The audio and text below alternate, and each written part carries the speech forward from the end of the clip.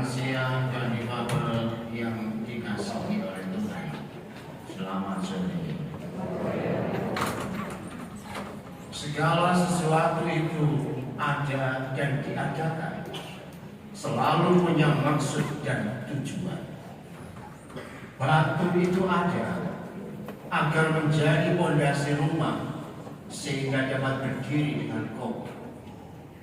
Pohon itu ada agar oksigen selalu terjaga sehingga makhluk yang lain bisa hidup. Babi itu ada biar bisa dipotong, digoreng sehingga tubuh kita jadi bertenaga.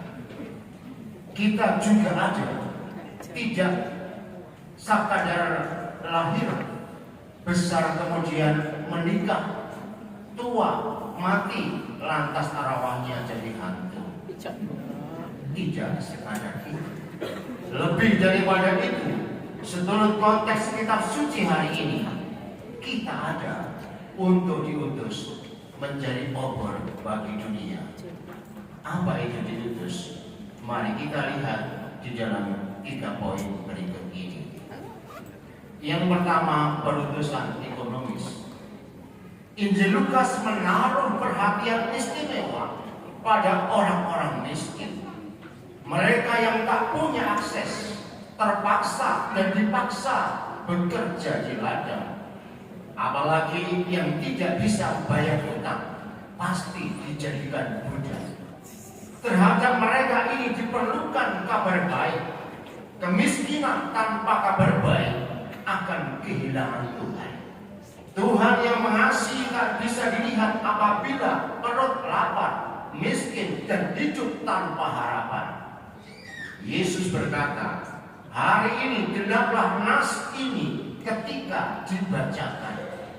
Itu berarti dia tidak hanya tulisan yang indah, tetapi pribadi yang langsung bertindak, mengenyangkan yang lapar, menyembuhkan yang sakit, membebaskan yang kerasukan, dan meneguhkan yang tertindas. Bahkan ia tidak hanya berbicara tentang Allah yang Maha Rahim, tetapi sekaligus mengampuni dosa dengan mengatakan, dosamu telah diampuni. Dalam kerangka ekonomis inilah kita semua diutus.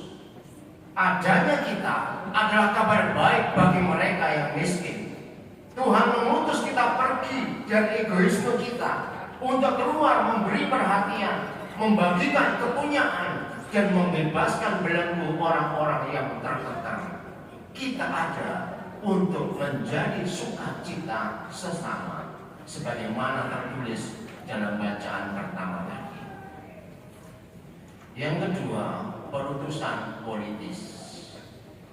Ini baru saya katakan karena jarang-jarang saya berbicara tentang politis. Tetapi fakta menunjukkan tidak sedikit kebijakan pemerintah tidak berpihak pada kita yang minoritas.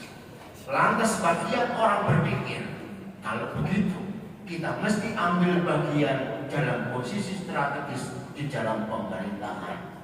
Hal ini benar adanya agar kita bisa turut mengambil kebijakan umum. Namun fakta juga menunjukkan godaan kekuasaan juga menyusup pada diri orang-orang Katolik dalam flexing, manipulatif, dan korupsi. Maka saya mengajak Anda melihat dari perspektif yang lain. Setelah dibaptis, Yesus digoda oleh iblis. Tapi kemudian setelah mengalahkan iblis, Yesus diutus pergi untuk menyampaikan kabar baik. Dengan kuasa Roh Kudus ia mengajar secara lisan dan memahkotainya dalam tindakan. Banyak orang mengikutinya dan ingin menjadikan dia sebagai raja. Namun ia tidak ingin merebut kuasa, merombak sistem sosial politik, juga mendorong revolusi. Yesus tetap bergerak untuk peduli kepada mereka yang miskin, buta, tertindas, dan tertawan. Ia hadir untuk memberi harapan di tengah dunia yang putus asa. Ia meneguhkan janji bahwa Allah itu adalah Allah yang hidup dan selalu menyertai. Inilah sebenarnya gerakan politis sejati yang berujung kesejahteraan lahir dan batin. Maka Yesus meminta supaya kita menjadi bintang harapan, obor keselamatan, dan penunjuk arah bagi dunia sekitar kita. Di tengah mayoritas yang majemuk, kita yang kecil mesti menjadi titik bara api yang membakar. Barangkali tindakan kita itu hanya kecil belaka, tidak berarti. Tetapi manakala anugerah Roh Kudus itu sungguh-sungguh menjadi kekuatan, akan membarakan api yang kecil itu.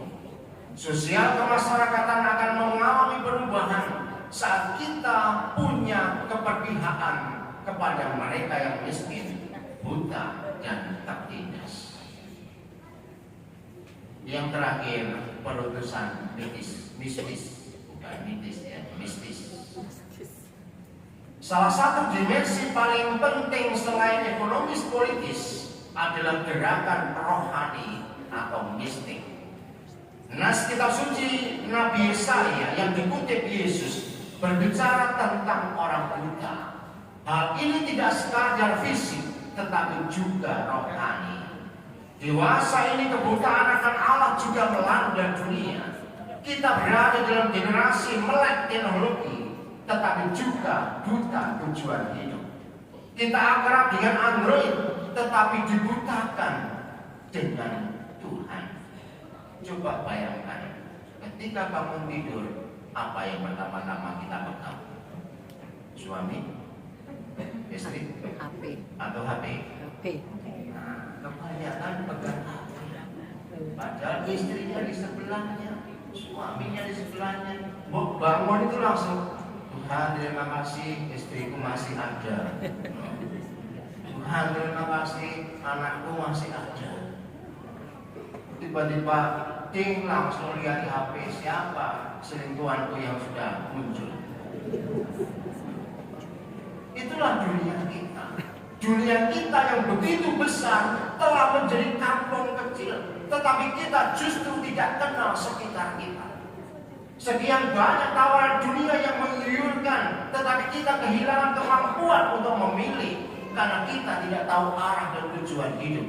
Ujung-ujungnya dari semua itu adalah Allah jadi tidak penting lagi. Disinilah kita diutus untuk mengolah hidup rohani yang tidak sekadar biasa-biasa saja. Sebab salah satu solusi dunia yang gelap ini adalah hidup rohani yang memberikan terang. Dengan hidup bersama Tuhan, kita bisa menyerukan kabar baik sekaligus menjadi suluh, terang dan obor bagi mereka yang tidak tahu arah. Kalau pelita kita tidak bernyawa karena Tuhan tidak ada di dalam diri kita, kita sebenarnya lebih buruk dari kegelapan itu sendiri. Oleh karena itu, sapaan sabda Tuhan pada sore hari ini mengusik hati kita, supaya kita berani berjuang di dalam hidup rohani, mendekati Tuhan dengan sungguh-sungguh perjuangan yang keras, agar anugerah Roh Kudus itu tercurah sebagaimana Yesus yang dicurahi oleh Roh Kudus itu, dan kemudian menjadi jawaban bagi dunia masa ini. Kalau melihat wajah Anda dan hasrat Anda untuk tekun berdoa pada sore hari ini, kiranya dunia ini akan menjadi lebih baik. Karena Anda adalah orang-orang yang ingin berusaha, tetapi moga-moga usaha itu tidak biasa-biasa saja, tapi makin hari makin mendalam, sehingga kekuatan Roh Allah itu ada dalam diri Anda, baik yang muda, yang tua, terlebih yang lansia. Sebab dengan demikian maka Anda menjadi cahaya bagi dunia yang gelap ini. Semoga Tuhan senantiasa memberkati kita.